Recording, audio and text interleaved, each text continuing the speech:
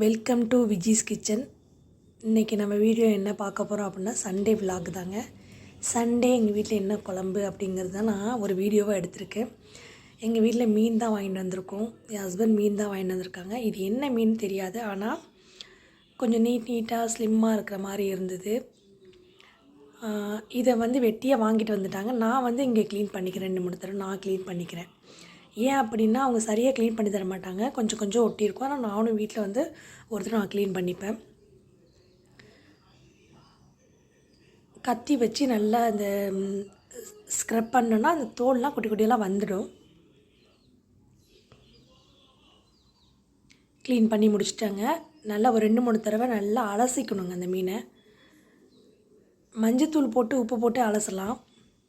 நான் கொஞ்சம் டைம் இல்லாதனால இப்படியே அலசிட்டேன். வறுக்கிறதுக்கும் குழம்பு வைக்கிறதுக்கும் தனியாக எடுத்துக்கிறேன். வறுக்கிறதுக்கு இந்த வால் கொஞ்சம் பீஸ்லாம் சின்ன பீஸ் எடுத்துருக்கேன். மண்டை மட்டும் குழம்பு வைக்கிறதுக்கு எடுத்துருக்கேன். மீன் வறுக்கிறதுக்கு கொஞ்சம் இஞ்சி பூண்டு, மிளகாய்த்தூள், உப்பு, மஞ்சள் தூள், சிக்கன் 65 மசாலா தூள் போட்டுங்க, சூப்பராக இருக்கும். கார்ன்ஃப்ளவர் மாவு ஒரு டேபிள் ஸ்பூன் போட்டுங்க. பச்சரிசி மாவு இருந்தால் 1 டேபிள் ஸ்பூன் போட்டுங்க. கொஞ்சம் கிறிஸ்பியாக இருக்கும். அதுக்காக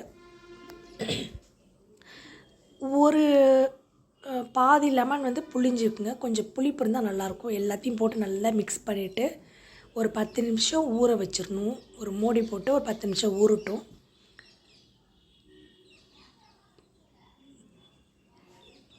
அதுக்கப்புறம் நான் குழம்பு வைக்கிறதுக்கு மண் சட்டி தான் வைப்பேன். எப்போதுமே மீன் குழம்பு சட்டியில் தான் வைக்க போகிறேன்.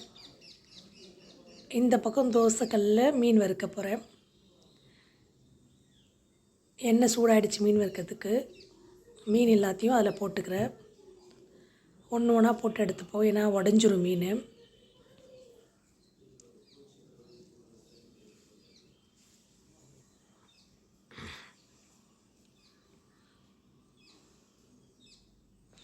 நிறைய பேர் வீடியோ பார்க்குறீங்க, ஆனால் சப்ஸ்கிரைப் பண்ண மாட்டேறீங்க. புளி தண்ணிக்கு ஏற்கனவே கரைச்சி வச்சுருக்கேன். அதில் கொஞ்சம் மஞ்சள் தூள், கொஞ்சமாக குழம்பு தூள், வெறும் மிளகாய் தூள் நாங்கள் எப்போதுமே சேர்த்துப்போம் கொஞ்சம் காரத்துக்காக, உப்பு, இது எல்லாத்தையும் நல்லா மிக்ஸ் பண்ணிக்கணும். எண்ணெய் சூடாகிடுச்சு. 1 டேபிள் ஸ்பூன் வெந்தயம் போட்டுக்குங்க, கொஞ்சம் குளிர்ச்சிக்காக. அப்புறமா குட்டி குட்டியாக நறுக்கி வச்சுருக்க சின்ன வெங்காயம்,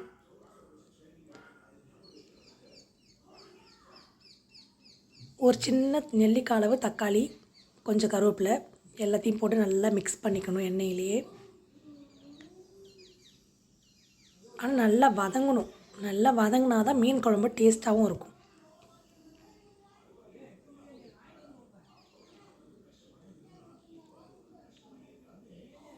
நல்லா வதக்கிக்குங்க.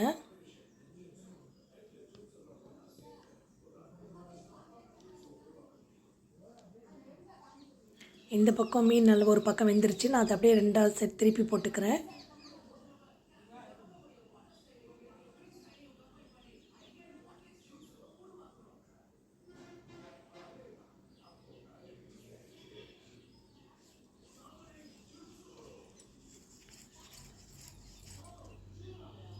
நல்லா வதங்கிருச்சுங்க. இப்போ நம்ம ஏற்கனவே ரெடி பண்ணி வச்சுருக்கோம் இல்லையா, குழம்பு தூள் எல்லாம் போட்ட தண்ணி, புளி தண்ணி, அதுதான் இதில் நம்ம எடுத்து ஊற்ற போகிறோம். இப்போ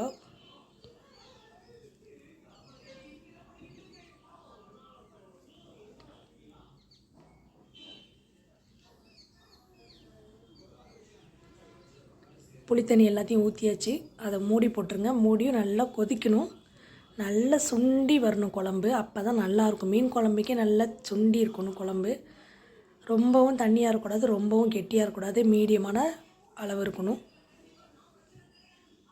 மீன் வறுத்தாச்சு, அதை எடுத்துட்டேங்க நான்.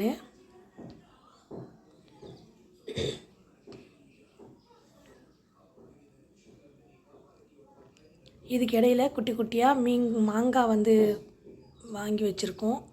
அது குட்டி குட்டியாக கட் பண்ணி வச்சுருக்கோம். ஏன்னா அந்த மீன் குழம்போட சாதத்தில் சேர்த்து சாப்பிடும்போது சூப்பராக இருக்கும். அதனால் அதை உப்பு போட்டு ரெடி பண்ணிட்டேன். இதில் மீன் குழம்பு நல்லா சுண்டிடுச்சு.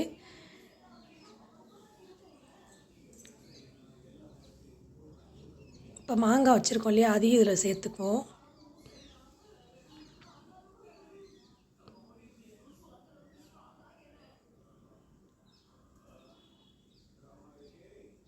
மூடி போட்டுருங்க.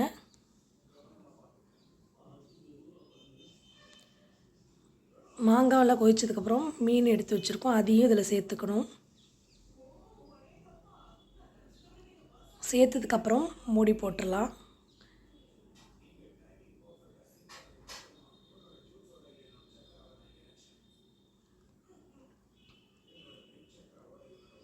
மீன் குழம்பு ரெடி ஆகிடுச்சுங்க.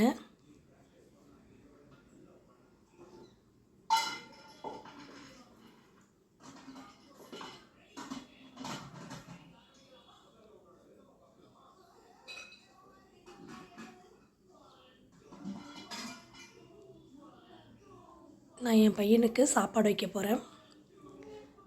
இந்த குட்டி குட்டியாக இருக்கிற மாங்காய், வறுத்த மீன் குழம்பு. வாங்க எல்லோரும் வந்து கண்டிப்பாக சாப்பிட்லாம் வாங்க.